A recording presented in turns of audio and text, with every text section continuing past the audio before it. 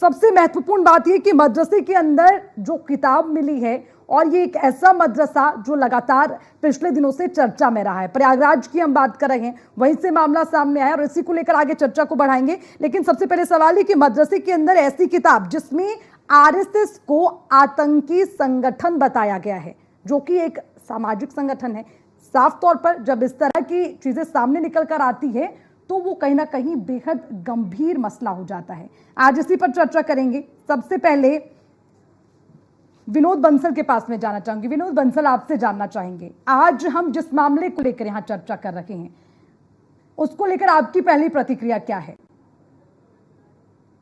देखिए, ये कोई पहला मौका नहीं है। मैं आपके श्रोता दर्शकों को बता दूं, कुछ तथ्यों के साथ में आया हूं आज और कुछ डाटा लेके आया हूं। वो सबको पता रहना चाहिए आखिरकार कि ये जो ठीक है कि नोटों की फैक्ट्री जो बनाने की जो कला है वो इन्होंने कहाँ से सीखी, किस मानसिकता के साथ चालू किया इन्होंने, वो तो अभी इन्वेस्टिगेशन का मामला है। और देखिए, प्रयागराज की वो पुण्य धरा जहाँ पर कि कुंभ होने वाला था, उस कुंभ को तहस नहस करने की इनकी पूरी साजिश थी। नकली नोट छापेंगे और कुंभ में बांटेंगे, जिसे को कोई देख भी नहीं पाएगा।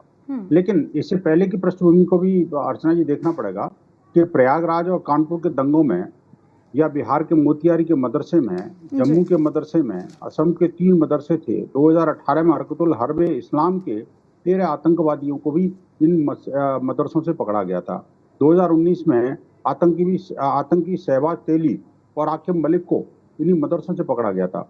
और तो और आप देखिए कि जो देवबंद है, जो कि सबसे बड़ा, दुनिया का सबसे बड़ा मदरसा है, उस मदरसे के अंदर से 19 साल का इनामुल हक, वो मार्च 2022 में उसको अरेस्ट किया गया था। 2019 में शेरकोट मदरसा जो बिजनौर में है, वहाँ हथियार बारूद मिला था। आप बिहार के अंदर आप देखिए तो बिहार के कम से कम तो दर्जन भर से ज्यादा जिले ऐसे हैं जहाँ पर के मदरसों में बम विस्फोट हो चुके हैं और सरकार उदासीन होकर के उनको वो पटाखे बता करके उसका अपनी पल्ला झाड़ रही है। अब्दुल वाहिद जो है, जम्मू के किश्तवाड़ के मदरसे से पकड़ा गया था। आखिरकार ये बताइए मुझे, सिमडेगा जो झारखंड है, झारखंड के सिमडेगा के और जो लेवटा प्रखंड है, उसमें 8 वर्षीय बच्ची के साथ में जो अमीनुद्दीन अंसारी जो 43 वर्ष का था, मौलाना, वो दुष्कर्म करते हुए पकड़ा गया। गाजियाबाद के कितने मदरसे हैं जिनमें कि आए दिन हम खबर देखते हैं कि जहां पर के वो इस्लामिक सेक्स गैंग के गुर्गे जो है, सिर्फ गाजियाबाद में नहीं, देश भर में अनेक मदरसों में बेटियों का शारीरिक उत्पीड़न, बेटों का भी शारीरिक, मैं कहता हूँ ये मदरसे की एक नई वो है कि बेसिकली मदरसों में सिर्फ बेटियों का ही नहीं बल्कि बेटों का भी, छोटे छोटे मासूम बच्चों का भी शारीरिक उत्पीड़न किया जाता है, उनके साथ बलात्कार किया जाता है। आप देखिए कि ये जो चाहे जिहाद हो, आतंकवाद हो, सेक्स हो, या जैसे ऐसा लगता है जैसे कोई फिल्म की स्टोरी चल रही हो वहां पर। आप देखिए मदरसे जिसको शिक्षा का केंद्र बोलते हैं, वो इस्लामिक जिहाद और इस्लामिक सेक्स गैंग के अड्डे बनते चले जा रहे हैं। ये इस पर कहीं ना कहीं अंकुश लगाना पड़ेगा। शायद इसीलिए पूजनीय योगी जी की सरकार ने उन मदरसों का इन्वेस्टिगेशन करके उस पर बाकायदा रिपोर्ट दी थी और कई मदरसों को बंद करने और कईयों को रिकॉग्निशन बंद करने का भी ठाना था। शायद इसीलिए ये मदरसे कभी भी भारत माता की जय, वंदे मातरम से और राष्ट्रीय ध्वज फहराने से बचते हैं।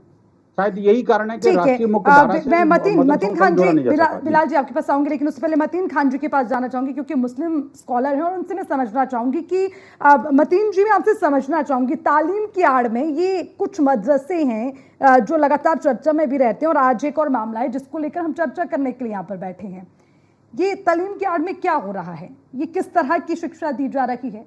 ये किस तरह की किताबें मिल रही हैं? और ये मदरसों में किस तरह की नकली नोटों की फैक्ट्रियां चल रही हैं, जरा समझाइए। मैं जो है, पहली बात तो मैं मुस्लिम स्कॉलर नहीं हूँ, ना कोई मैं इंडियन यूनियन मुस्लिम लीग का प्रदेश है। तो पहले तुमको आप अपना जो मेरा है मुस्लिम स्कॉलर हुआ था, मैं कह रहा हूँ आज की डेट में देखें अगर, तो बेटी बालों जब बनारस देश के पीड़ित हो उनको वर मालाएं पहनाई जाती, केक काटा जाता है। ये बात की अलामत है। गुरमीत राम रहीम हो, सेंगर हो और देश के तमाम बड़े बड़े बलात्कारी चिन्मयानंद हो, ये सारे लोग जिन कहाँ से ये संगठित लोग हैं, कौन इनको ट्रेनिंग दे रहा है, आप देखिए कि जिस तरह से उत्तराखंड में 20 साल की नर्स के साथ रुद्रपुर में जिस तरह से जो बलात्कार हुआ है, गैंग रेप हुआ मतीन खान है। जी बीच में रोकना मैं कह रहा हूं- चाहूंगी। मतीन खान जी एक बार जरा अपना माइक थोड़ा ठीक करिए क्योंकि आवाज बहुत डिस्टर्ब हो रही है और समझ नहीं पा रही हूँ मैं कि आप क्या कह रहे हैं। थोड़ा जरा दोबारा से आपको कनेक्ट करते हैं, एक बार अपना माइक सही से लगा लीजिए। तब तक मैं बिलाल खान के पास जाना चाहूंगी। बिलाल खान जरा समझाइए हमें, जो आज ये इतना गंभीर मुद्दा है जिसको लेकर हम चर्चा कर रहे हैं कि आखिर जो हमारी भविष्य है, आने वाली पीढ़ी है, उसको हम क्या परोस रहे हैं, क्या हम ये देख रहे हैं। मैं ये नहीं कहती कि सभी मदरसों में ऐसा होता है, लेकिन ये जो कुछ मदरसे जिनको लेकर हम चर्चा कर रहे हैं उसमें ये किस तरह की शिक्षा दी जा रही है। देखिए, पहले तो मैं आरएसएस का इतिहास बता सकता हूँ जी। कि 3 बार देश के अंदर आरएसएस को बैन किया गया और 55 साल तक देश का जो नेशनल फ्लैग है इनके हेडक्वार्टर पर नहीं फहराया गया। और जो नफ़रत की बात करते हैं, जो बांटने की बात करते हैं, वो सारे देश को पता है। और विनोद बंसल जो यहाँ बैठ के ये सब उल्टा सीधा बोल रहे हैं, ऐसे नहीं होगा। कोई आज तक मदरसे से कोई बलात्कार का या बलात्कारी का कोई सीन आज तक सामने नहीं आया। और आशा राम के गुफा से बलात्कार की बेटियां जिसने उन पर आरोप लगाया और वो बाद में सिद्ध भी हुआ, जिसको सज़ा है। और बाबा राम रहीम जो बलात्कार के आरोप में जेल में पैरोल पे इनकी सरकार ने छोड़ा। कुलदीप सिंह सेंगर, जिस तरीके से चिमयानंद, इनके लगातार ऐसे ही लोग जो बलात्कार बेटियों का करते रहे और उनको बचाने का काम कहीं ना कहीं भारतीय जनता पार्टी ने लगातार किया। और सबसे बड़ा एग्जाम्पल लेटेस्ट बताता हूँ मैं आपको, ब्रजभूषण किन से ताल्लुक़ रखते हैं? देश की महिला पहलवान जो देश का गौरव बढ़ाने वाली हैं, जो देश के लिए मेडल्स लेकर आई हैं, उनको जिस तरीके से नहीं, सुन लीजिए उनको नहीं, मैं बता रहा हूँ इनकी पार्टी के ताल्लुक बता रहा हूँ, जो इनका इनकी इतिहास है। मैं एक मिनट प्लीज, मैं बता रहा हूँ, मैं सच्चाई बता, ट्रैक पर चल दिए बिलाल खान जी। मैं इस ट्रैक पे सच्चाई के ट्रैक पे चल रहा हूँ। ये झूठ बोलने का जो काम यहाँ से कर रहे हैं ना, जो यहाँ से आवाज दे रहे हैं कि यहाँ से, अच्छा, आज जो प्रयागराज में जिस मामले की हम बात करें वो झूठ है क्या? वहां पर प्रयागराज का जो मामला है, सुन लीजिए, हम ऐसे वहां पर छापे गए, उसकी फैक्ट्री वहां पर चल रही है, ऐसे किताब वहां से किसी मिली, भी वो कोई भी जी। मैं कह रहा हूँ, सुन लीजिए, नहीं, इस खबर की पुष्टि तो मैं बता रहा हूँ, सुन लीजिए, जो हर बड़े-बड़े टीवी चैनल्स पर चल रही है, इसको आप झूठ मान रहे हैं क्या? एक मदरसे का मामला है, एक मदरसे में जिस तरीके से नकली नोट का मामला, उस पर लीगल कार्रवाई होगी, देश का कानून है। और जिस तरीके से ये बात करें स्वयं सेवक के लिखने के लिए, इस देश के अंदर क्या बुक लिखी गई इस्लाम के खिलाफ नहीं लिखा गया क्या? अगर कोई पढ़ रहा है, कोई लिख रहा है, कोई आजादी है इस देश के अंदर, कोई छीन लेगा क्या लिखने से? ये बात करते हैं इधर उधर। बिलाल खान जी, कंपटीशन नहीं चल रहा है। चीज पे मदरसा, बिलाल खान जी, कंपटीशन नहीं चल रहा है। कंपटीशन की बात नहीं, मैं इनका इतिहास बता रहा हूं। पहले मेरा सवाल समझिए, बताइए सवाल, मेरा सवाल समझिए। मैं आपसे ये कह रही हूँ, हम नहीं कहते कि हर मदरसे में इस तरह की शिक्षा दी जाती है। हम सिर्फ ये कह रहे हैं जो अवैध है, जिनका कोई रजिस्ट्रेशन नहीं है, इतने सालों से चलती आ रही है, और उसमें अब जब ये आपत्तिजनक चीजें मिल रही हैं, और एक किताब जिसमें साफ तौर पर एक सामाजिक संगठन को ये लिखा जाता है कि ये आतंकी संगठन है, तो हम ये कह, वो भी कहां से मिला ये आप समझिए कि जो आईजी हैं मुशर्रफ जी, जिसका हम जिक्र कर रहे हैं, वो इस तरह की किताबें पढ़ रहे हैं। अब एक बात आप समझिए, इंग्लिश का टीचर है, इंग्लिश पढ़ेगा तो वही तो ना पढ़ाएगा। अब वो अगर इस तरह की किताबें पढ़ रहे हैं तो बच्चों को क्या परोसेंगे? इस पे मैं आपसे जवाब लेना चाह रही हूँ। मैंने सभी मदरसों को ये नहीं कहा कि वहां पर किस तरह की तालीम दी जाती है। ये जो घटना है इसकी बिल्कुल निंदा होनी चाहिए, और हम ऐसे लोगों का बिल्कुल भी सपोर्ट नहीं, चाहे वो मदरसे से ताल्लुक रखते हैं या फिर आश्रम से ताल्लुक रखते हैं। और सुन लीजिए, और जिस तरीके से यहाँ एग्जाम्पल दिए गए हैं कि इस तरीके से बुक, तो इतिहास तो आरएसएस का पूरे देश और दुनिया को पता है किस तरीके से देश में तोड़ने की बात की गई। 80-20 वाले जो हैं वो आरएसएस से निकले बने, शमशान कब्रिस्तान वाले आरएसएस से निकले। जो अभी लेटेस्ट बयान है, कटेंगे बटेंगे, ये बहुत बड़ी अच्छी बातें कर रहे हैं। और आसाम के चीफ मिनिस्टर मदरसों को बैन करने की बात करते हैं लगातार। हिंदू मुस्लिम मैरिज एक्ट खत्म कर दीजिए, ये कर दीजिए। अरे मुद्दों की राजनीति करनी है, अगर आपको वाकई में राजनीति करनी है तो आप कहिए कि कितने लोगों को रोजगार दिए, आसाम के अंदर कितने आपने हॉस्पिटल बनाए, कितने एम्स खोलने का काम किया, आसाम के अंदर क्या क्या तरक्की का काम किया। उस पर नहीं जाएंगे, मदरसा पहुंच जाएंगे, मस्जिद पहुंच जाएंगे, नमाज पहुंच जाएंगे। अरे जो वक्फ बोर्ड का मामला उस पर आ जाएंगे। विनोद बंसल जैसे लोगों की आदत है। आपने एक चीज मिस कर दी, बताइए मैम। जो आप बटेंगे कटेंगे की बात कर रहे हैं ना, इस पे भी हमने एक डिबेट शो रखा था और उसमें चर्चा भी की गई है। ठीक है, अब जो खबरें सामने आती हैं उसको लेकर हम हमेशा चर्चा करते हैं।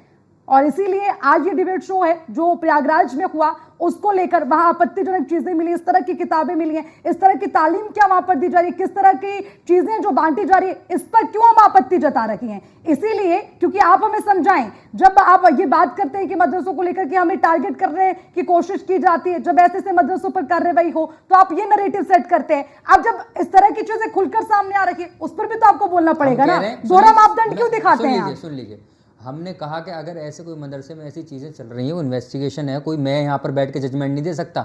वहाँ पुलिस अपनी कार्रवाई करी, कानूनी कार्रवाई होगी ऐसे लोगों पे। सुन लीजिए मैडम, सुन लीजिए, लेकिन विनोद बंसल जो यहाँ बकवास कर रहे थे, आपने एक बार भी उनको नहीं रोका। सुन लीजिए, वो मेरे साथ 100 बार डिबेट में करते हैं, इसी तरीके की बकवास करते हैं। उनके मुंह से अगर एक बार आप सुनवा दें, एक बार कह दें किस तरीके से अभी हरियाणा के अंदर और महाराष्ट्र के अंदर किसकी सरकार है, वो मॉब लिंचिंग के नाम पे मार दिया जाता है। चीफ मिनिस्टर क्या कहते हैं, भीड़ थी, हम क्या कर सकते हैं। तो ये कहीं ना कहीं राजनीति नहीं कर रहे हैं, इसमें तुष्टिकरण की राजनीति नहीं कर रहे हैं, दिख नहीं रहे उनके मुद्दे।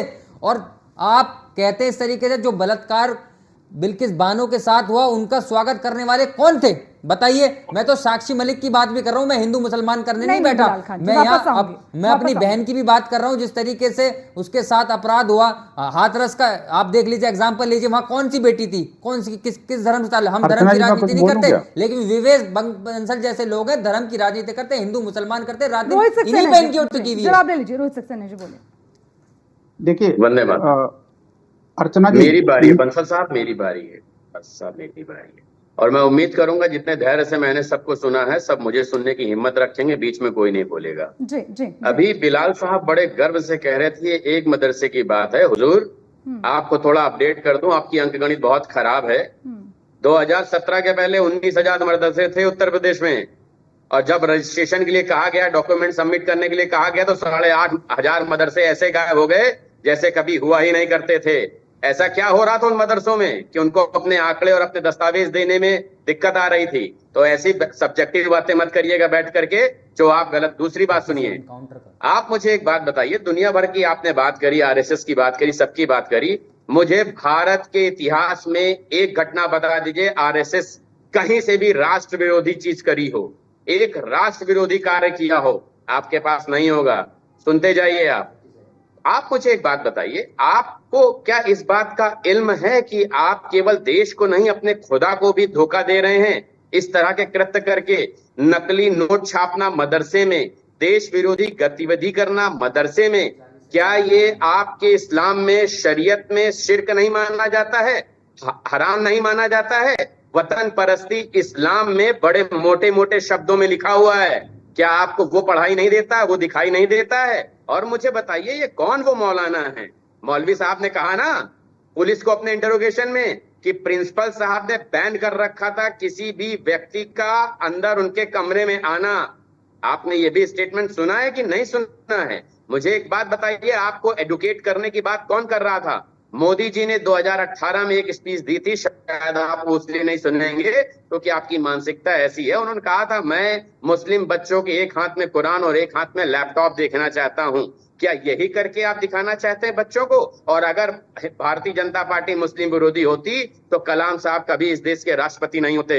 आपके मुंह से ये शब्द निकले क्या? समस्या क्या है? देखिए आप अपनी कौम को भड़काने के लिए उनकी तुलना हाफिज सईद से करेंगे, अतीक से करेंगे, मुख्तार से करेंगे, ना ही आप जाकिर हुसैन से करेंगे, ना ही मौलाना कलाम साहब से करेंगे, ना ही अब्दुल कलाम साहब से करेंगे, ना ही इनायतुल्लाह खान साहब से करेंगे। लेकिन आप किनसे तुलना करेंगे कौम को भड़काने के लिए कि देखो अतीक मार दिया गया क्योंकि मुसलमान था। मुसलमान अगर वो था तो मैं चैलेंज कर सकता हूं आपके चैनल पे, अगर कोई मुसलमान होगा तो मदरसे से बेटियों को उठा करके उनके साथ जिना नहीं करेगा। ऐसा कोई मुसलमान नहीं होगा जो मदरसों की जमीन पे कब्जा करके अपना मॉल बनाए। ऐसा कोई मुसलमान नहीं होगा जो कब्रिस्तान की जमीन कब्जा करके अपनी यूनिवर्सिटी बनाए। आप क्या ऐसे लोगों को मुसलमान गिनते हैं? और मुझे यहाँ चैनल पे बैठ के ये मत बताइएगा किसने क्या किया, क्योंकि आप मुद्दे पे तो आ ही नहीं रहे। और आप सच कह रहा हूँ, आप केवल देश से धोखा नहीं कर रहे हैं, आप अपने खुदा से भी धोखा कर रहे हैं। ठीक है, बीपी यादव जी आपसे समझना चाहेंगे कि आज जो मामला बहुत गंभीर है और इस पर आप क्या कहना चाहेंगे? अब जब इस तरह की तालीम दी जाती है और सवाल इसलिए उठ जाते हैं कि आखिर ये जो तालीम दी जा रही है उन बच्चों को दी जा रही है जिन्हें हम देश का भविष्य कहते हैं, इस पर क्या कहेंगे आप? जी नमस्कार, जय लोकतंत्र, जय संविधान। जी। देखिए अर्चना जी, हाँ। जिस प्रकार से खबरें आ रही हैं, निश्चित रूप से ऐसा नहीं होना चाहिए। कहीं भी किसी भी प्रकार के शिक्षण संस्थान का प्रथम उद्देश्य यही होता है कि वो इस प्रकार का शिक्षा दे कि एक व्यक्ति को उदार नए विचारों को ग्रहण करने वाला और कहीं न कहीं तार्किक बनाए। अगर ऐसी खबर आ रही है तो निश्चित रूप से ये सरकार की फेल्योर है। सरकार ढंग से वहां पर व्यवस्था नहीं कर पा रही है, उनको संसाधन मुहैया नहीं करा पा रही है या वहां का वातावरण ऐसा नहीं कर पा रही है कि जिससे वहां समुचित रूप से शिक्षा व्यवस्था दिया जा सके। देखिए जहां तक आपने बताया नकली नोट का, तो निश्चित रूप से ये एक राष्ट्रद्रोही कर्म है, राष्ट्रद्रोही कृत्य है और इसके ऊपर एक्शन भी लेना चाहिए। सरकार के अगर सरकार के नाक के नीचे इस प्रकार से नकली नोट बन रहे हैं देश में, तो आप बता सकती हैं, सोच सकती हैं कि देश की अर्थव्यवस्था के साथ किस प्रकार का खिलवाड़ हो रहा है। लेकिन भारतीय जनता पार्टी के सरकार में, विशेष करके उत्तर प्रदेश में सब कुछ सही नहीं चल रहा है। भारतीय जनता पार्टी के लोग कहीं ना कहीं दूसरी गतिविधियों में लगे हैं, लोग एक दूसरे से लड़ाने भिड़ाने में लगे हुए हैं और प्रशासनिक कार्यों पर ध्यान नहीं दे पा रहे हैं। अभी आपने देखा किस प्रकार से यहाँ बड़ी बड़ी बातें हो रही हैं, भारतीय जनता पार्टी के मित्र हो या हमारे बीएचए वाले जो विश्व हिंदू परिषद के यहाँ पर प्रवक्ता बैठे हुए हैं, वो भी तमाम तरह की बातें कर रहे थे। देखिए किसी भी संगठन का कहीं ना कहीं ये काम नहीं होता है कि वो लोगों को गलत रास्ते पर ले जाए। कुछ लोग ऐसे होते हैं जो कहीं ना कहीं हर जगह विद्यमान है वो लोग। मैं ऐसे नहीं कर रहा हूं कि किसी धर्म में, किसी कौम में, किसी संप्रदाय में, किसी जाति में, और वो हमें हर जगह अवेलेबल है कि वो कहीं ना कहीं बदनाम करने का काम करते हैं। अभी आप आरएसएस की बड़ी बड़ी बातें कर रहे थे यहाँ पर लोग। अरे बदनाम कौन कर रहा है? जो बलात्कार कर रहा है, बदनाम कौन कर रहा है? जो विस्फोट कर रहा है, मैंने सुना बदनाम वो कर रहा है जो इस्लामिक सेक्शन चला रहा है। बदनाम हम नहीं कर रहे, बदनाम वो कर रहे हैं जो नकली नोट छाप रहे हैं। बदनाम वो कर रहे हैं जो कुंभ के मेले को बर्बाद करने की दुआ स्वप्न देख रहे हैं। जी ऐसा बर्बाद वो कर रहे हैं जो लगातार जो है ना बेटियों का दोहन कर रहे हैं।